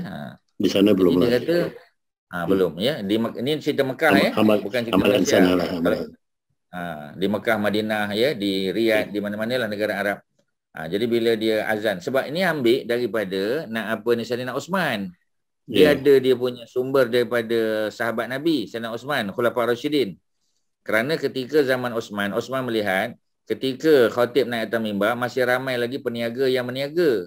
Jadi sebab itu dia mencadangkan supaya dibuat azan pertama sebelum masuk waktu. Sebagai reminder untuk orang, ya, stop berniaga, berhenti. Kemudian kemas-kemas barang, ambil wuduk siap-siap, masuk dalam masjid. Bila masuk je dalam masjid, barulah azan yang kedua, ya. Sebab azan 2 kali Jumaat tu hanya bermula pada zaman Sayyidina Osman. Zaman Nabi tak ada. Zaman Abu Bakar pun belum. Zaman Umar pun belum. Ya, masuk zaman Sayyidina Osman baru mula tu. Jadi yang mana satu nak follow? Ya, orang selalu tanya, nak follow Nabi ke follow Osman? Maknanya tu orang tu dia tak faham cerita. Sebenarnya follow Osman tu adalah follow Nabi. Ya, pasal Nabi sebut dalam hadis yang sahih, Nabi kata ikutlah sunnah aku dan sunnah al-Khulafa ar-Rasyidin. Khulafa ar-Rasyidin tu, perkataan Khulafa ar-Rasyidin tu plural. Ya, kalau seorang khalifah kan. Jadi Khulafa ar-Rasyidin tu Nabi tahu tak nanti 4 sahabatnya akan jadi khalifah? Nabi tahu. Allah dah bagi tahu Nabi. Dan Nabi dah sebut secara indirect dalam banyak hadis-hadis, ya. Jadi oleh kerana itu mengikut Sayyidina Osman adalah mengikut Nabi. Tapi pasal apa Nabi tak buat? Sebab zaman Nabi tak ada keperluan orang beriman. Ya, masa tu orang tak meniaga, orang meniaga, tapi sebelum masuk waktu orang dah masuk dekat masjid. Zaman Osman orang lalai lagi. Zaman kita lagi lalai. Ya, orang masih meniaga, makan cendol, ya, makan karipat gergasi, makan apa masih lagi. Ya, yang itulah masalah tu tuan-tuan. Sebab itulah, ya, kita kata ada azan yang pertama tu. Ya, cuma azan pertama di Malaysia dia ketika masuk waktu. Azan pertama di Mekah Madinah, azan belum masuk waktu. Dia sama macam zaman Sayyidina Osman. Tapi sebab kita tak tahu cerita, ya, ulama-ulama dia tahu. Ya, tapi macam tadilah, ya, kebanyakan orang tak tahu. Dan benda tu kadang-kadang kita take for granted. Kita kata, azan mestilah masuk waktu. Pasal dalam kepala kita, azan tu hanya ketika masuk waktu. Azan tak mesti masuk waktu. Nak perang berazan, tuan-tuan. Ya, ketika negara umat Islam diserang, ya, azan dikumandangkan. Dia macam siren. Ya, macam apa kita panggil? Siren untuk bagi tahu bahawasanya warning. Ya, macam berlaku letupan, tsunami apa semua sebagainya kan. Ya, kalau pergi Jepun adalah dia punya warning siren tu ada. Tapi tempat kita mungkin tak ada. Ya, kita tak biasa dengan tu. Dulu mana ada siren tu? Yang ada apa? Yang ada azan. Ya, sebab tu bila Allahu Akbar, orang tengok, ini belum masuk Zuhur, pasal apa? Takbir, pasal apa azan? Berkumpul orang datang ke masjid. Khalifah pun bagi ucapan, ya. Muslimin muslimat sekalian, negara kita sedang diserang. Ada musuh telah sampai ke perbatasan. Ya, jadi kita akan bersiap siaga, ya. Orang lelaki, orang yang layak untuk berperang, siap dengan senjata dan sebagainya, kita akan mempertahankan. Jadi maknanya azan tu dikumandangkan untuk mengajak orang berkumpul. Ya, dia macam tu tuan-tuan. Ya, jadi maknanya dia punya sebab tu. Ya, tapi tempat kita kan tak ada macam tu sebab kita tak biasa. Itu je lah kalau Ustaz boleh tambah tuan-tuan. Tuan-tuan tengok dalam kitab-kitab sahabat, ya, yang Ustaz ajar tu lah. Ya, yang hari Jumaat tu, ya, yang Khulafa Rasyidin tu. Tu nanti bila kita belajar detail Abu Bakar, Umar, Osman, Ali, tu macam-macam benda kita akan jumpa tuan-tuan. Benda-benda yang zaman Nabi belum dibuat. Bukan kerana Nabi tak nak buat, tapi tak ada keperluan. Contoh macam kumpul Quran. Zaman Nabi mana ada kumpul Quran? Tak ada keperluan. Orang ada masalah, personally datang jumpa Nabi, boleh tanya dan Nabi jawab. Ya, tapi zaman Nabi dah wafat, Kena adalah himpun Quran tu. Ya, sebab tu Abu Bakar tak nak buat. Ya, Umar cadang, ya, Abu Bakar tak nak buat. Ya, Umar kata zaman Nabi tak apa. Tapi zaman ni tak boleh. Orang yang hafal Quran makin lama makin kurang sebab mati, ya, kerana terlibat dalam perang. Baru Abu Bakar setuju. Ya, jadi macam itulah cerita dia, tuan-tuan. Ada banyak benda lagi, ya. Yang sebahagiannya dia masuk dalam subjek principle of Islamic jurisprudence. Ya, kita di Malaysia banyak Islamic jurisprudence. The principle tu kita tak, sebab principle tu technical, kan? Technical. Bukan semua ustaz belajar principle tu. Ustaz yang dalam ilmu dakwah tak belajar. Ustaz ilmu akidah tak belajar. Ni ustaz dalam bidang syariah belajar. Dalam bidang syariah, dalam bidang muamalat, banking, finance, ya, dalam bidang ekonomi Islam, yang itu memang kena belajar. Pasal dia nak come up dengan produk, dengan benda-benda baru yang zaman Nabi tak ada. Ya, zaman ni ada. Ya, itu macam itulah cerita dia. Boleh Okey, selesai. Saya sambung sikit lagi. Jadi di Malaysia ni boleh lah kalau kita buat azan pertama tu sebelum masuk waktu, supaya orang yang berniaga kat tepi-tepi masjid tu boleh start berhenti lah, jangan berniaga lagi dah. Bila masuk je waktu, saya azan kedua, no more jual beli dah di tepi masjid lah. Tapi kalau yang dekat jauh-jauh pada masjid tu mungkin ada keperluan dia orang berniaga, kan, jadi tu. Kalau yang banyak yang tepi-tepi masjid tu patut berhentikan dah transaction, apa-apa transaction. Memang kena berhenti sepatutnya. Kena berhenti. Memang sepatutnya. Kalau azan ni memang kena berhenti. Ya. Jadi sebelum azan lah patutnya, kan. Tapi belum ada inisiatif untuk buat benda tu lagi. Ya, itu mufti dengan majlis fatwa lah kena bincang. Kita boleh cadang lah. Sebab di Mekah macam tu. Di Mekah sampai sekarang macam tu. Ya. Jangan kita punya macam mana? Sebab kita patutnya tutup kedai. Memang tutup kedai. Azan tutup kedai itu solat fardu biasa. Tapi yang ni Jumaat maknanya dia tutup kedai awal lagi sebelum masuk waktu. Azan dah kumandang je tutup. Ya, azan kedua semua orang dah duduk dalam masjid. Memang sepatutnya macam tu, tuan-tuan. Ya, kalau tidak orang lalai lah. Ya, orang lalai. Okey, tuan-tuan, ya. Jadi pelaksanaan solat tadi yang qabliyah tadi memang di Malaysia sebab ada ruang. Kalau di Mekah tak ada ruang. Azan aja khatib dah naik atas mimbar. Nak qabliyah macam mana? Sedangkan khatib, bila khatib khutbah, kita kena dengar istima' al-khutbah, kena dengar khutbah. Dia tak boleh buat benda lain. Ya, takkan nak solat. Ya, jadi solat tadi intizar. Kalau nak solat banyak-banyak tadi intizar, solatlah. Ya, jadi itu kalau di Mekah, ya, memang ramai orang buat macam tu. Tapi bukanlah semua orang buat. Ya, tapi kalau di Malaysia kita kata yang Ustaz selalu tengok orang Pakistan dan Bangladesh. Ya, Bangladeshi, Pakistan ni memang dia buat. Ya, kerana mereka dah biasa sebab mereka Hanafi. Ya, 2 rakaat bangun bagi salam, doa, angkat bangun lagi. Ya, orang Melayu mungkin baca surah Kahfi. Ya, kita kata apalah dia orang ni tak nak baca surah Kahfi. Dia dah baca malam. Surah Kahfi tu baca malam, kita yang baca siang. Ya, lepas tu kita kata tak nak baca ke surah Kahfi, bacalah. Orang dah siap baca malam dah. Ya, kita yang baca siang, tu cerita dia. Bukan salah, boleh. Ya. Okey, tuan-tuan, ada apa? Kalau tak ada apa kita habiskan, ya. Ni apa hadis tadi, tuan-tuan. Jadi dah selesai di situ. Ustaz nak baca yang bawah untuk bonus punya, tuan-tuan. Ya, hadis yang ke-381 ni bonus. Ya, bonus ni cerita tentang 4 sebelum, 4 selepas. Ada bonus dia, tuan-tuan. Maknanya kalau kita buat 4 sebelum qabliyah zuhur dan 2 selepas pun boleh. Macam hadis tadi, ya, hadis Imam Tirmizi tadi. Tapi yang ini bonus. Ya, ustaz bila dengar yang bonus ni lah, ya, nak kena ambil bonus lah, tuan-tuan. Rugi, tuan-tuan, ya. Orang lain ambil bonus, kita tak ambil bonus. Mari kita baca hadis 381. Walil khamsah anha, ya. Diriwayatkan oleh 5 ulama hadis. 5 ulama hadis ni maknanya Abu Daud, At-Tirmizi, Ibnu Majah, An-Nasa'i, ya. Dan sebahagian sebut Imam Ahmad bin Hanbal, ada 5. Mereka riwayat, ya, daripada siapa? Daripada Aisyah juga. Macam hadis sebelum ni, cerita daripada Aisyah juga. Ya, man hafaza, in bracket tu. Bagi perhatian dalam in bracket tu, ya. Man hafaza, anybody, man tu. Kita dah tahu man tadi conditional noun ataupun conditional particle, ya. Jadi man hafaza, anyone yang menjaga. Hafaza mana menjaga. ya, menjaga ala arba'in. Sesiapa yang menjaga, ya, maknanya sentiasa menjaga. Ya, sentiasa menjaga, memelihara arba'in 4 rakaat qabla zuhri, 4 rakaat sebelum zuhur, wa arba'in ba'daha, dan 4 rakaat selepas dia. Maknanya ni ba'diyah lah. Yang sebelum tu qabliyah. Qabla tu qabliyah lah. Ya, tapi yang selepas tu ba'daha tu ba'diyah. 4 sebelum zuhur, 4 selepas zuhur. Ya. Haramahullahu. Nescaya Allah akan haramkan, ya, Allah Taala akan haramkan alannar, daripada neraka, tuan-tuan. Hadis ni hadis yang sahih menerangkan bahawa solat ba'diyah zuhur 4 rakaat. Solat ba'diyah zuhur 4 rakaat adalah sunnah muakkadah.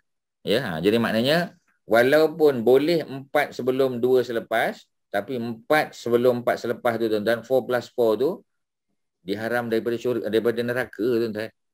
Kalau ustaz, tuan-tuan, bila dapat tu, memang pegang lah, tuan-tuan, memang gigit lah, tak lepas lah, tuan-tuan. Ya, macam tu lah. Melainkan kita tak sempat, ya, dalam keadaan memang kelang kabut. Kalau musafir tak payah buat. Kalau masa musafir, tuan-tuan buat zuhur saja. Qabliyah ba'diyah tak perlu. Ya, tetapi dapat juga pahala dia. Pasal masa kita tak musafir, kita dah buat. If you do, ya, an ibadah consistently before you go for travelling, tuan-tuan, ya, memang kita masa kita duduk di rumah, di kampung, di taman kita, consistently kita buat 4 rakaat sebelum, 4 rakaat selepas, 4 rakaat sebelum, 4 rakaat selepas. Bila kita travel je, tuan-tuan, tuan-tuan memang tak perlu buat, tak sunat buat, tetapi dicatat sebagai buat. Kerana masa kita tak travelling, kita dah buat. Ya, macam puasa kan, kita dah biasa dah. Ya, kita dah biasa Isnin, Khamis ke, ataupun 3 bulan, 4 bulan, 5 bulan. By the way, ni malam 15, tuan-tuan, besok puasa lah. Ya, bagi tuan-tuan yang mungkin terlepas, tak perasan, ya, ni malam 15 ni. Ya, jadi puasalah besok, walaupun hari Selasa kan, ya. Ini bukan puasa sempena Taipusam ke Taiponggal, bukan, tuan-tuan, ya. Ini memang sempena 15 hari bulan. Ya. Jadi 15, ya. Tadi 14 siang. Tadi bagus, ya, puasa siang sebab Isnin. Ya. Cuma Ahad tu memang dia nilah. Ya, dia apa kita panggil, ya, dia challenging lah sikit sebab ada orang jemput kenduri kan. Bila dia jemput kenduri, datang je. Tak payah makan lah. Ya, bagi salam, bagi ucapan tahniah. Ya, kemudian dia bagi apa kita panggil, dia bagi apa ni, apa kita panggil, ya, bagi cenderamata ke apa. Okeylah, itu je lah. Ya, datang mesti datang. Tetapi tak makan. But if we didn't puasa the last 2 days, if we puasa tomorrow, it's not considered we do puasa hari putih kan? Tapi dapatlah satu hari 15 dapat. Pahala 15 dapatlah. Tapi hari putih tak dapatlah sebab hari putih dia package. Hari putih kan dia straight, ya, in-row kan. Ya, kita tak boleh dapat. Tapi balik pada kaedah prinsipal Islamic jurisprudence, things that you cannot do all, ya, do not do not leave all. Do not leave all. Do not avoid all. Ya, if you cannot do all, do not avoid all. Do not omit all. Ya, jadi berdasar pada kaedah tu. Ini kaedah prinsipal, ya, dia tak ada hadis tau, tuan-tuan. Ini yang kita panggil prinsipal tadi, ya. Jadi dalam prinsipal tu ada banyak, ada beratus-ratus kaedah. Prinsipal-prinsipal itulah yang membantu ustaz-ustaz, ya, yang membantu guru-guru kita untuk berhujah tadi, ya, macam tadi kan. Yang sangat baik tadi ditanya. Ya, ustaz, adakah hadis yang kata apa kita panggil, ya, qabliyah Jumaat ni ada? Memang tak ada hadis, tuan-tuan. Tetapi dia tak pakai hadis, dia pakai apa? Dia pakai qiyas. So qiyas is one of the methods, ya, untuk kita buat hukum. Bukan kita yang buat, ulama-ulama yang buat. Ya, so kita follow. Jadi dalam bab ni dia tak ada bergaduh lah, ya. Orang Ahmad bin Hanbal kata, mazhab Hanbali kata, tak ada qabliyah zuhur sebab Nabi tak buat. Jadi Nabi bukan sekadar qabliyah Jumaat tak buat, tahiyatul masjid pun Nabi tak buat. Pasal rumah Nabi dekat masjid. Nabi tak buat tahiyatul masjid. Tuan-tuan, mana ada cerita Nabi buat tahiyatul masjid? Nabi cuma cakap je. Nabi kata sesiapa yang masuk ke dalam masjid, janganlah ia duduk, melainkan dia solat. Ya, solat 2 rakaat. Minimum 2 rakaat. Ya, Nabi sebut. Ya, sebab tu mula-mula ingat tak tadi? Ustaz sebut tahu, Ustaz tanya tadi. Yang mana satu kita nak follow? Nabi cakap ke, Nabi buat ke, ataupun Nabi endorse ke? Kan 3 tadi, mula-mula sekali tadi. Ya, yang Kak Mai jawab tadi. Ya, mula Kak Kelly jawab. Lepas tu Kak Mai jawab. Ya. Okey, so itulah cerita dia, tuan-tuan. Jadi maknanya sebab Nabi cakap, ya, sesiapa yang masuk ke dalam masjid, ya, maka janganlah ia duduk melainkan setelah dia buat 2 rakaat. Ya, tu Nabi suruh. Tapi Nabi personally Nabi tak buat pasal rumah Nabi kat masjid. Ya, Nabi tak buat. Nabi masuk ya dalam masjid, terus Nabi naik mimbar. Ya, Nabi masuk masjid, terus Nabi pergi ke tempat imam. Nabi tak buat pun. Tapi sahabat-sahabat buat tak? Buat. Sebab sahabat-sahabat bukan duduk tepi masjid.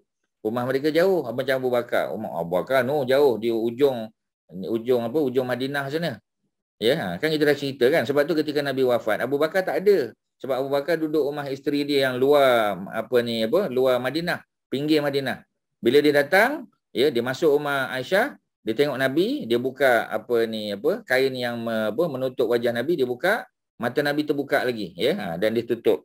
Ya, bila dia tutup, dia bercakap dan orang semua menangis sebab orang tahu bahawasanya Nabi telah wafat. Ya, tu cerita dalam kuliah Abu Bakar kita lah, ya, hari Jumaat. So itulah cerita dia, tuan-tuan. Ya, jadi ada kias, ya, ada prinsipal of Islamic jurisprudence, ada macam-macam lagi, tuan. Benda tu technicality. Itu engineer dalam bidang fiqh dan juga engineer dalam bidang hadis lah yang tahu. So macam itulah, tuan-tuan. Ya, jadi tak apa, tuan-tuan, ya, kita belajar sikit-sikit, tak apa. Sebab perjalanan hidup kita macam itulah. Ya.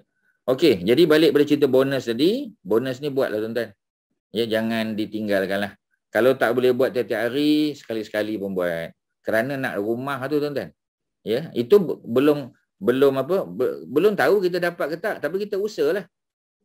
Kita usaha kan. Mudah-mudahan ya ada hari-hari tertentu yang kita buat qabliyah 4 dan ba'diyah 4 zuhur tu mengiringi dia, ya, yang kita panggil rawatib tadi.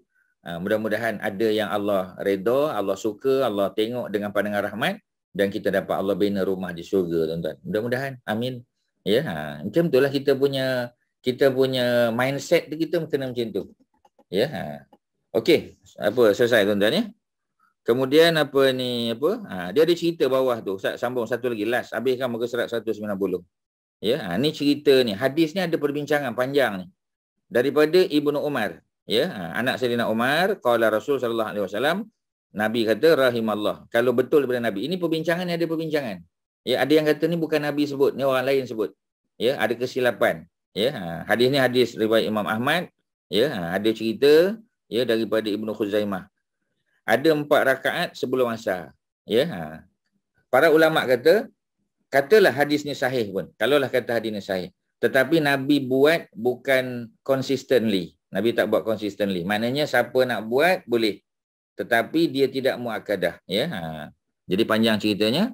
Jadi tengok muka surat 191 dekat atas hukum dia. Solat sunat 4 rakaat sebelum asar adalah sunnah yang tidak ditekankan. Maknanya tidak muakkadah. Selesailah, tuan-tuan. Itulah cerita dia. Ya, jadi kita sempat baca 1, 2, 3 hadis. Ya, 4 hadis lah. Ya, 1, 2, 3 hadis. Ya, dengan 4 hadis tadi yang mula-mula. Dan cerita Bilal bin Rabah. Ya, itulah yang saya nak sampaikan malam ni. Tuan-tuan boleh tandakan muka surat 190 selesai. Ya, nanti akan datang masuk 191. Ya. Ada soalan? Silakan sebelum tamat. Ada apa? Ya, ada Ustaz. Katalah kita selepas subuh tu, subuh dan kita baca Quran sampai waktu tasyrik, waktu syuruk ya. Waktu syuruk kebetulan bila kita baca tu masuk waktu syuruk ada ayat sajdah dalam tu. Kita kena sujud sejedah ke pasal masa tu matahari tengah naik, memang dikatakan syaitan yang sujud pada matahari kan. Jadi kalau kita takut kita sujud sama macam mengikut tu tak payah. Sebab bimbang takut ya. Bimbang takut. Kita tasyabuh. Tasyabuh tu mana menyerupai perbuatan syaitan, tak payahlah. Ya, maknanya baca ayat tu baca boleh, tak ada masalah. Tapi tak sunatlah kita sujud sajadah. Ya, sujud tilawah. Kerana apa? Kerana bimbang takut betul-betul masa tu bersamaan dengan perbuatan syaitan tadi. Tak payah buatlah. Dan ayat sajadah ni, kalau katalah kita tak dapat nak sujud masa tu, kita tak boleh sujud lah. Kita ada bacaannya kan, yang sampai ayat tu ada bacaannya kan. untuk mengganti sujud tu. Saya pun tak ingat apa ini baca nanti saya tak ingat. Saya tak ingat ada bacaannya. Jumpa dalam kitab hadis. Tak saya kakak saya, arwah kakak saya bagi tahu. Bacaannya macam ni saya tengok. Subhanallah. Subhanallah walhamdulillah wa la ilaha illallah. Bukan macam tu ke? Kena tengok balik lah. Mungkin ada bacaan tu Ustaz biasa dengar orang baca, cuma Ustaz personally tak amal benda tu. Jadi cuba dicek, tengok kalau dia sahih daripada Nabi ataupun para sahabat, so kita amal lah, boleh amal lah. Ustaz tawakuf, Ustaz tak boleh jawab. Kecuali ada jamaah, mungkin sebagian jamaah tak tahu, mungkin ada yang pernah dengar bacaan tu dan bacaan tu ada dalil, so kita pakailah. Kalau ada dalil yang sahih ataupun hasan, paling kurang hasan. Kalau tuan-tuan ada dengar, tuan-tuan boleh share lah. Tadi ada satu soalan daripada ni daripada Kak Mariatun ni, Ustaz baca kalau ada surah-surah yang khusus untuk solat-solat sunat rawatib. Okey. Jawapannya macam tadilah qabliyah subuh memang qul ya ayyuhal kafirun rakaat pertama, qul huwallahu rakaat kedua. Untuk subuh, qabliyah subuh, qul ya ayyuhal kafirun, rakaat kedua qul huwallahu ahad. Untuk zuhur, qabliyah zuhur ada bacaan, boleh pilih mana-mana saja. Kalau Ustaz personally, Ustaz pilih ayat-ayat yang mengandungi makna doa. Contoh ayat 201 surah Al-Baqarah. Lepas pada Fatihah, waladdallin amin, Ustaz pun baca. Wa minhum may yaqulu rabbana atina fid dunya hasanah wa fil akhirati hasanah wa qina azabannar. Boleh baca. Satu ayat pun boleh. Sebab kita nak mengejar. Sebab kalau di masjid, dia punya masa tak banyak. Jadi yang bagus patutnya lepas pada baca Al-Fatihah, kita baca 3 ayat. Baca 3 ayat. Tapi kalau tak boleh 3 ayat, 1 ayat je lah. Dan Ustaz pilih ayat-ayat yang mengandungi makna doa. Rabbana atina fid dunya hasanah, Rabbana zalamna anfusana, Rabbana atina min ladunka rahmatan, surah Kahfi. Ustaz pilih yang ada makna-makna doa tu. Sebab pada waktu qabliyah zuhur tu Allah sedang buka pintu langit. Bila Allah buka pintu langit, Allah suka amalan-amalan hamba-Nya pada waktu tu. Dan kita nak amalan yang naik kepada Allah tu, yang direport kepada Allah tu, adalah amalan-amalan tadi, solat sunat, ada bacaan bacaan-bacaan doa. Tuan-tuan, doa ni mudah je. Tuan-tuan pergi je Google, tuan-tuan type je, doa-doa Al-Quran. Nanti keluarlah semua. Ayat-ayat daripada Quran tu. Tuan-tuan amal lah. Lepas baca Fatihah, tuan-tuan baca. Dalam solat-solat biasa pun boleh baca, tuan-tuan. Solat-solat Zuhur, Asar, Maghrib, baca doa Nabi Yusuf, doa Ashabul Kahfi, doa Nabi Syuaib alaihissalam ketika berlawan dengan kaum dia. Nak doa Musa, doa Nabi Yunus, doa macam-macam, Nabi Nuh. Doa-doa tu banyak. Dan tuan-tuan tak payah beli buku pun, Google je. Dan type dan dia keluar. Dan kita kena baca the whole ayat. Macam tadi kan, kita tak boleh baca Rabbana Atina saja. Itu kalau doa biasa boleh. Tapi kalau baca selepas Fatihah, tuan-tuan kena baca daripada beginning of the sentence. Wa minhum may yaqulu, kena baca. Wa minhum may yaqulu, baru baca Rabbana Atina fid dunya hasanah. Sebab dia bukan doa yang terpotong, dia dalam ayat. So kalau dia within ayat, kita kena bacalah dia punya permulaan tu. Itu solat-solat biasalah. Tapi kalau solat sunat tadi boleh pilih lah. Qabliyah zuhur. Jadi qabliyah subuh ada baca qul ya ayyuhal kafirun, qul huwallah. Qabliyah zuhur boleh pilih, dia tak ada bacaan khusus, boleh pilih ayat-ayat mana pun. Yang afdal 3 ayat selepas Fatihah. Kalau tak boleh, 1 ayat pun jadi. Kemudian ba'diyah zuhur tak ada ayat baca. Surah Al-Fatihah saja. Asar tak ada muakkad. Kemudian Maghrib, Maghrib. Maghrib ada riwayat dari Ibnu Majah. Lepas pada Al-Fatihah, rakaat pertama baca qul ya ayyuhal kafirun juga. Lepas pada Al-Fatihah rakaat kedua baca qul huwallahu ahad.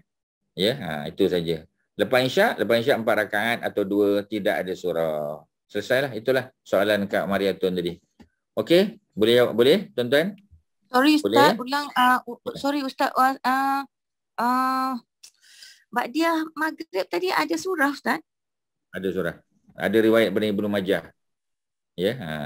Jadi Nabi biasa juga baca qul ya ayyuhal kafirun dan qul huwallahu ahad. Memang sebelum ni kita tak baca kan, tapi dah jumpa hadis dia.